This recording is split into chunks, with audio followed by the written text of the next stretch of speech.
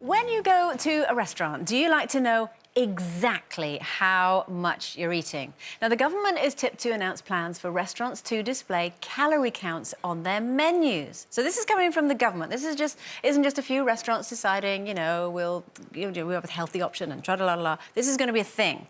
What do we think about this thing? Well, I just think, I just don't see the point of it.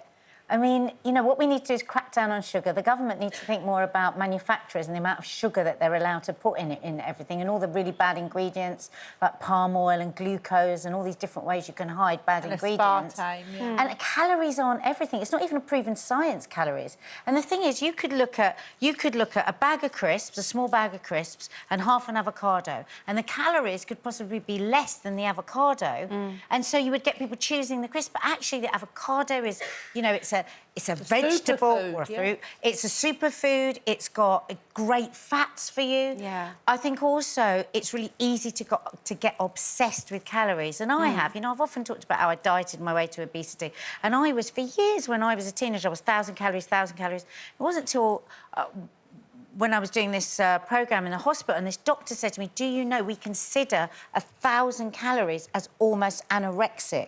And that was it. And I was doing things like, having that little bar of chocolate, because that's that instead of a meal. Right. So I think we need to just be just more education on what's a good plate of food. About the goodness of food. The goodness of food, not counting the calories. And I think people should go into schools and discuss it with children. Yeah. I think they should know from a young age. I mean, I've lost quite a lot of weight, 3 stone, but I mean, I didn't calorie count.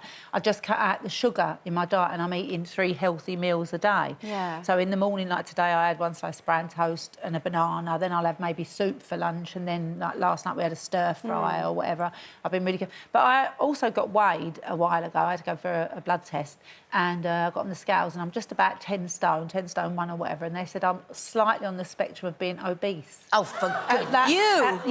Yeah, mate, honestly. And also Lila, who's 6 years of age at her school, Lauren got a phone call one day to say that they think that Lila's slightly obese. I mean, she is the tiniest little thing. She's so skinny, honestly. And she does gymnastics, she's really fit, she eats really healthy. Yeah. I mean, it's just ridiculous sometimes. It makes you wonder, doesn't it? It really the does. statistics that are out. If you're classed as obese And I'm a and they're size saying 10, that 2/3 of us are obese, I don't know what that Because you've got to take represents. into account different body types. I remember years ago when I was going to a slimming club with my sisters, and every week I would weigh my breasts in my mum's kitchen scales. Because I thought, hang on a minute, I've got an extra 3 to 4 pounds here. Yeah, you've got 2 bags of sugar. Well, not there, now, they're much smaller, but then they were huge. I think you're absolutely right. There are bone density, muscle mass, breasts. I mean, there's so many different things that will... And I just think this whole government thing, if that's what they're doing to tackle obesity, I actually think it's quite scary. Well, what's really interesting is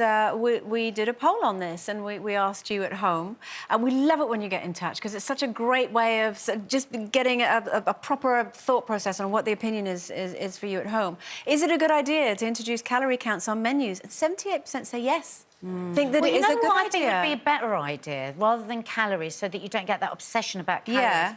For instance, if there's a pudding and there is 25 spoonfuls of sugar in it, put 25 spoonfuls of sugar. Or like a pound of butter, if you're going to put anything. But I still go back to, we have one chance to show people what a proper good plate of food is, an amazing chance that the government have, and they should invest money in it. It goes back to what Jamie Oliver was doing. Lock the school gates, ban the packed lunchbox, ban going down the chicken shop or the fish and chip shop and having an excellent plate of food like they do in France and Italy and Spain. So children growing up know that, I have green vegetables, red vegetables, I have a carbohydrate, I have a good piece of protein, and that's what good food looks like. So the knowledge starts young. Can I just say, Lisa says, I'm currently dieting, and a lot of people are on diets. I've lost 7 stone 5 pounds so far, and I'd never eat out because I don't know the calories or the nutritional information contained within the food, so this would really help me. The important thing in that is the nutritional information. Yeah. It's more important and of more value to people to know the nutritional value of a meal. So, for example, instead of worrying, a Diet Coke has 0 calories, it doesn't mean it's good for you, and you should take that over, full-fat orange juice that's freshly squeezed.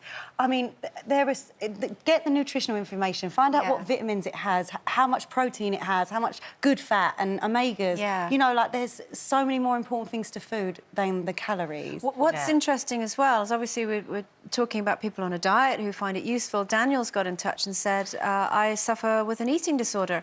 A calorie count can be extremely dangerous for people who may be vulnerable.